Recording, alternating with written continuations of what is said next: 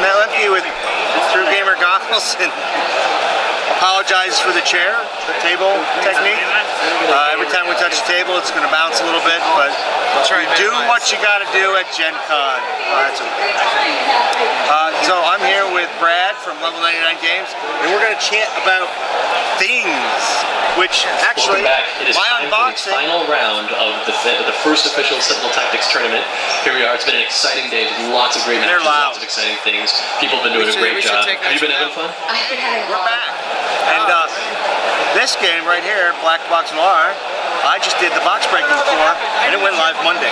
Oh, okay, excellent. I mean, I actually filmed it a couple weeks ago, but I got shingles, so I didn't do much of anything else. Oh, yeah. It happens. It happens. And then we're going to talk about Resistor. Now, this is a game that's coming out at the end of this month, the end of August. We're really excited about it. It's our first studio production, rather from an outside studio, through Level 99. And War of the Indies. Oh, Indians and Dimes. War of Indians. This is the remastered edition of the first Babylon game that came out about 4 years ago. The first game released by Level 99, and now we have brought back a full remastered edition with new artwork, new card design, rebalancing fixes, all sorts of extras and component upgrades to match the quality of Devastation, our big box for Babylon. So this is the new Babylon to be out at the end of August. We're really excited about all three of these. Now, this one actually premiered here at the show, right? Yeah, this is the first show weekend for this. It's been in stores for just a few weeks at this point. Oh, I think it's been 1 week at this point. But it's been it was like 1 week. So this is really kind of the release show for it. And this is an updated version of Noir that first came out with our minigame library. And Noir, this one now includes 6 different game modes, and it includes 50 different suspects. So you can make a 7x7 board, and you can play with up to 9 players simultaneously. So it makes it into quite a little party game. Oh, I did not realize it went that big. I mean, I haven't really read the rules yet, but I was looking through it and I'm like, wow, it looks like there's 12 different games in this box. Yeah, we've upgraded the number of games in the box, and now the Spy Tech variant goes up to 9. The FBI versus Mafia game is brand new to this, and it's 4v4 teams. And then we have a bank or casino heist version, and that is 6v1, so it's a 7-player game. So we have all that stuff in the new Noir Black Box edition. Wow. Okay. That makes it sound even more interesting. Check it out. Now, what's Resistor like? Alright, so Resistor is a head-to-head hacking game. You're both super nuclear launch computers, and you are trying to launch your nukes at the enemy before they can launch at you. And so in the microseconds between that happens, you try to hack each other and turn off the other supercomputers so that you can launch without counterattack. So it's a bit dark in terms of theme, but it's very lighthearted in terms of its design and play. And it's sort of an abstract card game. That's always a good thing. Yeah. Abstract is, well, your games are almost all abstract.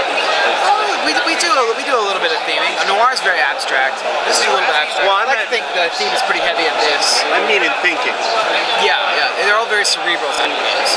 And this one especially is sort of a 2-player puzzle, where you are trying to out-puzzle your opponent and basically form a chain of cards that reaches them before they can do the same to you. And so it's a lot of play and counterplay and manipulating the board and using your opponent's own cards against them, since you always get information, everything your opponent does. So very cool little game that we've got on show here. And if you wanted to see the actual out on the table, we have it up here on this table. So all right, yeah. Take a few pictures and you can walk through it. Yeah, you can do that. So cool. So this is going to be out in August, and we are quite excited for it. That's tomorrow. Maybe not quite. End of August. It's on a boat right now. Oh yeah, that's end of August. Yeah. Sad. And then we have BattleCon. Yeah, the new BattleCon is out. It just arrived. Well, not out. It just arrived in our warehouse before we came to Gen Con. And so it's going to be in stores probably at the end of this month as well. So it's going straight to distribution right now. So you're probably going to see it in about 2 to 3 weeks, depending on the distribution cycle. This is the original BattleCon, now remastered, and it comes with 18 characters. And the characters in this game are totally different than the ones that appear in BattleCon Devastation.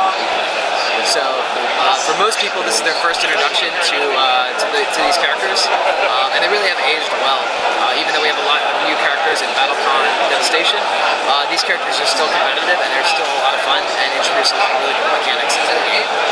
So if you don't have this yet, or if you're looking to upgrade your old copy from 4 years ago, this is going to be available very soon.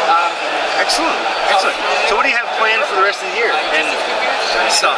So our big thing for the rest of the year, and I think you can kind of see the banner behind that here, is Millennium Blades. This is our CCG simulator card game. It's a board game about a group of friends who play a collectible card game called Millennium Blades. So you start off on pre-release night with your starter deck, and you will buy cards, you'll sell cards to the aftermarket, you'll chuck all your old cards into the bin so that you can get rare cards. You'll trade with other players, you'll make friends, you'll build collections, and at the end of the game, you go to Worlds, and whoever has the best tournament deck and the best fame points from collecting and from making money in the markets will win the game. So it's sort of an economic game, or commodity trading game, but the commodities that you trade are trading cards that all have unique powers. So very sort of unique take on that genre, and everyone who's played it so far has had a lot of fun with it. It sounds interesting. It sounds like a game about playing a hobby. It is a little bit. But you know, that's kind of what makes it fun. So yeah, whoever would have thought of that, right? Well, it's certainly unique, and I hope you get a chance to try it out on once it comes out. So we'll be sending you a copy. What else are you gonna be doing? So our next big project here is this one, which you can see behind me, called Exceed, and this is a sort of another fighting game that we are working on. It's got kind of a divergent strain of the BattleCon system, and this one is targeted at as a more casual, free-flowing sort of game where BattleCon might be chess. This is more poker, and that you are focusing on bluffing and counter-bluffing your opponent, on managing your hand, and on building up until you have the best possible hand, and then calling your opponent and making your attack. Okay. So it's a very different sort of system, but it uses a lot of the familiar mechanics that players like. And our first license set is from Jasco Games' Red Horizon series that was first created for UFS, the fighting card game. And each 4 months we're going to be releasing a new set that is different characters, and we're looking at licenses from different animes, video games, and other board game properties. So we're really excited about the future of this. I could see some pretty broad stuff there. Yeah, it's going to be good. It's going to be really good. We've been showing it off at the show, and it's been very well received so far. So I'm pretty excited to see what people are going to think of the main release. And you can actually download and play 2 starter decks of this on the front page of the website. So if you go to level99games.com and you search for this, you can play it right now. So how did you get into game design? Well, I've always been designing games since I was like I guess 5 or 6. I used to love video games, and when I wanted a video game and it was too expensive, my dad would say, "Brad, why don't you just get some paper and pencils and make your own version?" And so I did, and that is how I got into board game design. Really? Yes. That's pretty cool. And then my mom would play the games with me after I made them, and so I got to get feedback, and I want to design better games so that I'd be able to play with her more, because if the game didn't work, she'd go back to cooking or something. So, but I had a good childhood, and very supportive parents of crafting and creating things, and I think that's a big part of how I got into design. And so I was, by trade, a computer programmer, and I worked in Apple, like iOS development for a contractorship. And then when the big recession hit around 2008, our company kind of went under, and I had to do something on my own. And so I said, well, I'll just make some of the, this is about the time the Kickstarter began to take off, and I saw Imminent Domain go up, and I looked at it and I was like, I can do that. And so I made my board game, BattleCon, and I put it up on Kickstarter, and we squeezed through and we made our goal, and the rest is kind of history from there. Yeah, you're doing 3 games a year roughly? We're trying to do a few more. If you don't count sequels, it's about 3 new titles a year.